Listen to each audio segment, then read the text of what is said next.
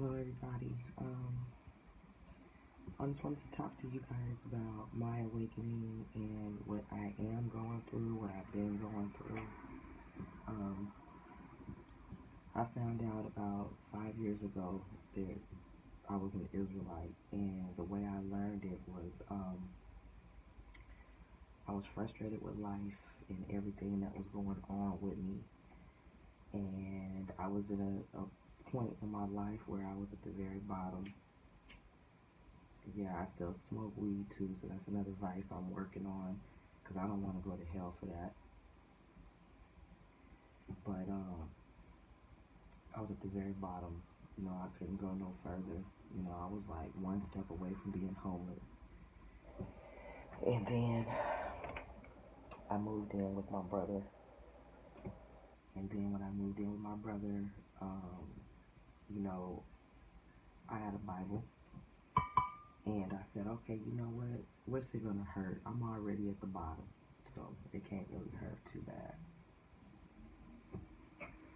So I started reading the Bible, and I'm starting to understand that, wait a minute, I've read the Bible before, but I never understood it. I guess you could say it like that. I never understood it, so it wasn't really like a big thing to me, and I wasn't into church anyway because I didn't agree with the preachers. I just thought that I grew up in a Pentecostal church, so everybody talking in tongues and running around and shalalama lama la and all that stuff.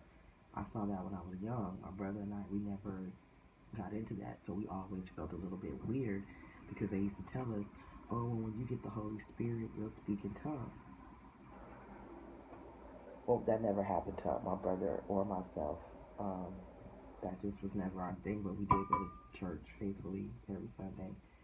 Then, because I live in California, and then we moved to the Bay Area, and in the Bay Area, we went to Christian churches. So we've always been rooted somewhere spiritually. But anyways, as I was at my brother's house, I'm reading the Word, and I don't know how the Most High works for people, but I know how He works for me, and I'll never forget it. And this is why, when the scriptures say when the time comes when you have to make a decision to worship Satan or the Most High, it's not even going to be a question for me. It's going to be the Most High, because I know for a fact that He does exist. I was sitting in my brother's house. I was crying. I was depressed. I didn't know where my life was going. And I was angry at the Most High because I was just upset with the harshness of the reality of what I was going through. And I said to myself, in my head, I didn't even say it out loud, I said it in my head. I said, I wonder if He can even hear me. And I heard the loudest sound in my head that I have ever heard in my life. He did respond. The word started with an S. I couldn't understand the language, but it was loud. Like, I'm talking about loud, like the loudest thing I've ever heard. And then what I did is, when I heard that, I went and I sat in the corner. I was terrified. I sat like that for about 2 hours. I was so scared. So then that right there let me know that the Most High was real. And when I was a child, I used to have dreams. I'll never forget, I was about 7 years old. And my brother used to have dreams too, but his dreams were different, And one night I had a dream that, I was doing my normal thing. I went to bed. But then when I went to bed, I woke up in the middle of the night. Well, to me, it was the next day. It didn't look like the middle of the night. It looked like, the next day. So I get up, I get dressed, and I go outside to go play because that's what I did. And, I'm going outside, everything looks good, but, as I'm going outside to play, I'm tying my shoes, and I started to notice that nobody else was outside. Like, everything looked normal. Everything looked normal. The cars, the cul-de-sac I lived on, the sun was out. It was a beautiful day, but there was nobody else out there but me.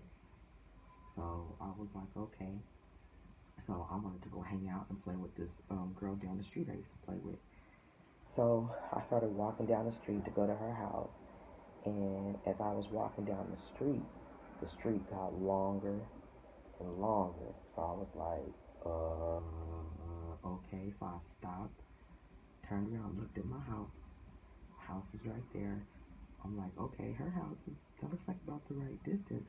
But every time I tried to go to her house, the street kept getting longer and longer.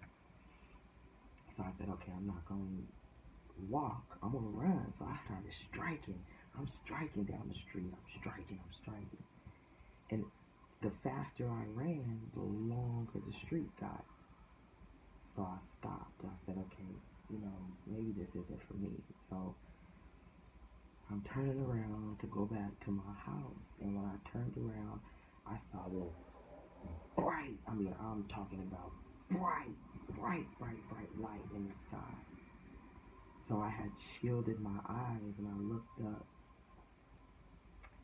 and I saw, like, I don't even know what it was that I saw. I don't know if it was like a gown or a tunic. I don't even know what it was, but whatever the figure had on, it had a blue sash. A blue sash that went from here all the way around the back and came back, and it was like pinned right here on the shoulder. I'll never forget that. It was blue, bright blue. And when it was coming down from the sky, all I saw was just like, I want to say like the ruffles of the gown, or I don't know. I just saw like this flurry of just, I don't even know what it was. But all I can remember was that blue sash, because the blue was so bright. I've never seen anything like it. So as the figure comes down, I'm standing there and I'm just staring at it. And then all it did was touch me on my forehead. Touch me on my forehead. And gone. Like instantly, just like gone, like straight back up into the sky. So I was like, oh my gosh. So I never forget it. I ran in the house. I woke up from because I was asleep. I thought I was awake, but I was asleep. And I woke up like that. And I ran in my room and I tried to tell my mom and dad what had happened. And my mom was just like, go back to bed, you just had a dream. But I couldn't go back to sleep.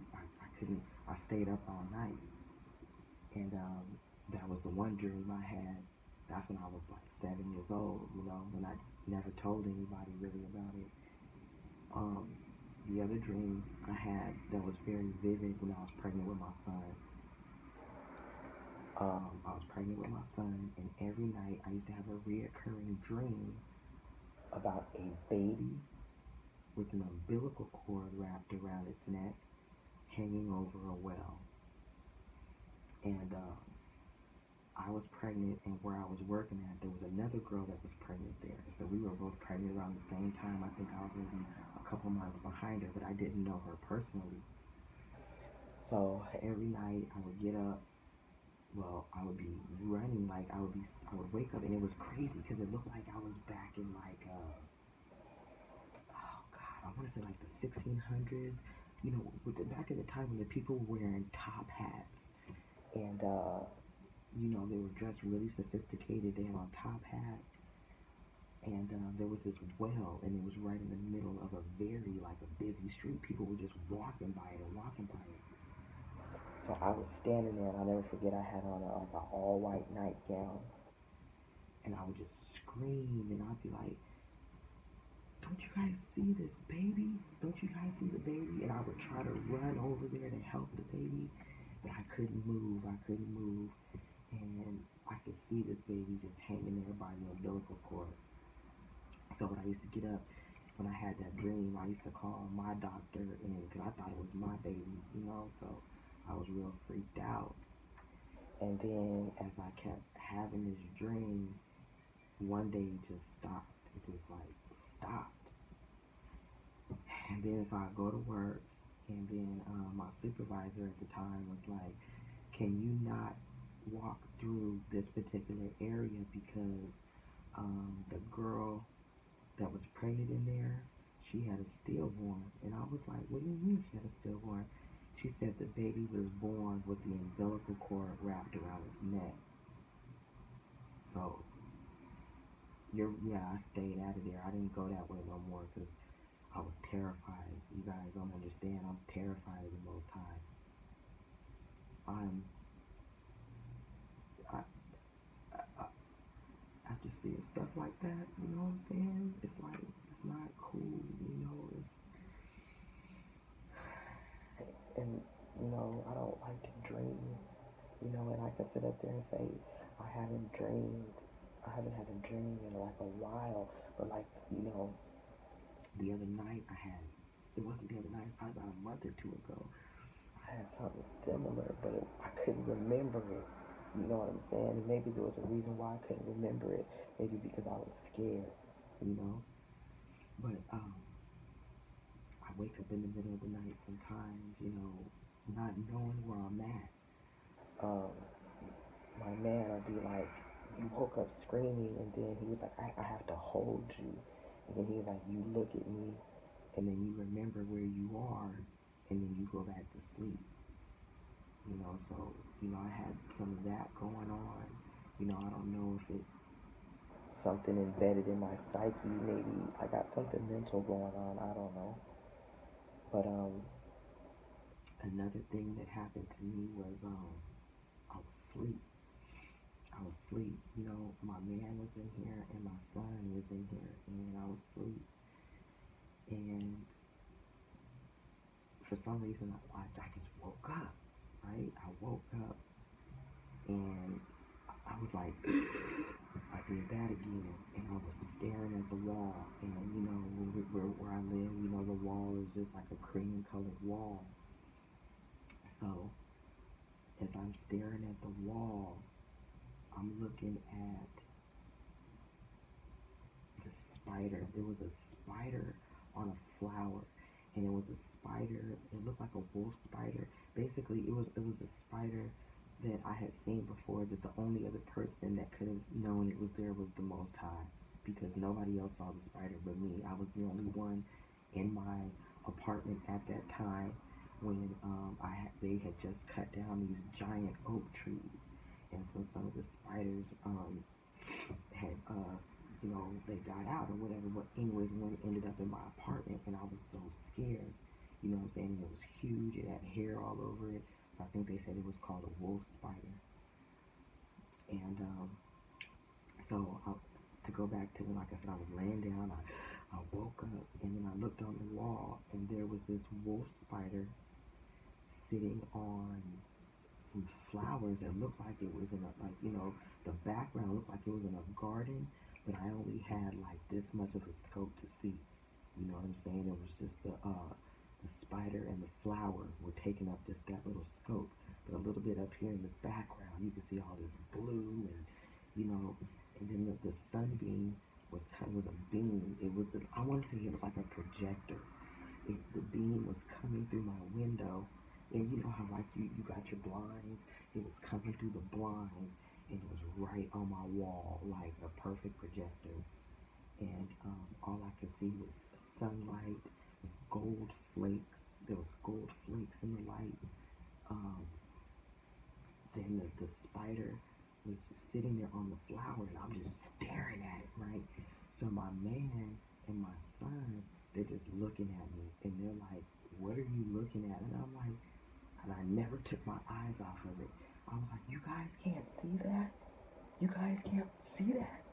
And they were like, what are you looking at? And then just like that, it was gone. You know, and that happened within the last 2 years. So, you know, I don't dream.